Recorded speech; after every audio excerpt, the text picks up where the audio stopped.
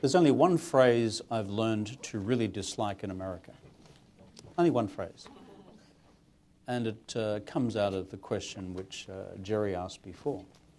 And it's the phrase I hear from American political leaders of whichever political stripe, who when you have a rational policy discussion about X, Y, and Z, A, B, and C, and foreign policy and security policy, for example, on the United Nations Conventional Law of the Sea, and then there's a pause, and then they say, but Kevin, it ain't gonna happen. Or it just ain't gonna happen. Well, my wife's a psychologist, so she's a lot brighter than I am, a lot more insightful. Unlike me, she's actually made money through a successful business. So as she says to me repeatedly, sweetheart, I generate the wealth, you just redistribute it. So, so I listen a lot to what Therese has to say.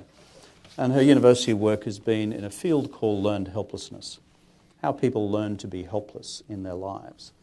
And she also has, with Seligman and others, done a lot of work on learned optimism as well. And this country, by its very instincts and its very fibre, is a country of deep optimism. But when it comes to these great questions which we've just touched on, which is America's role in the future global order, and should it be strengthening, for example, the UN international system, fabric of international law, including international dispute resolution mechanisms like UNCLOS, and you roll into the Senate, and I know the guys on both sides of the aisle there, and then this phrase comes out, but Kevin, it just ain't going to happen. That's learned helplessness. And what I say to the great American democracy is you've got to unlearn learned helplessness because the country's much better than that, and you're capable of doing it. You've reinvented your economy 1,000 times. Look at the crises in the American economic structure in the last 150 years and what you've come through, and not just the Great Depression, but the ones prior to that. And your political systems, you went through the great catharsis of the Civil War, for God's sake. If you can come out of that in one piece, for God's sake, you've got an ability to reinvent yourself. And so when I hear learned helplessness, sometimes your friends around the world kind of need to name it for what it is, because this country is capable of so much more, which is why I like, again, distinguished fellow Bremmer, even without a tie, the fact that you've selected wisely the quotes which open each paragraph. Churchill, beginning of chapter 1. A pessimist sees the difficulty in every opportunity. An optimist sees the opportunity in every difficulty. And you put yourself in Churchill's headspace in May of 1940.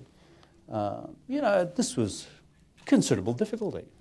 Europe had just fallen, a bunch of Nazis about to roll across the English Channel, a whole bunch of people in your cabinet wanting to appease the Germans.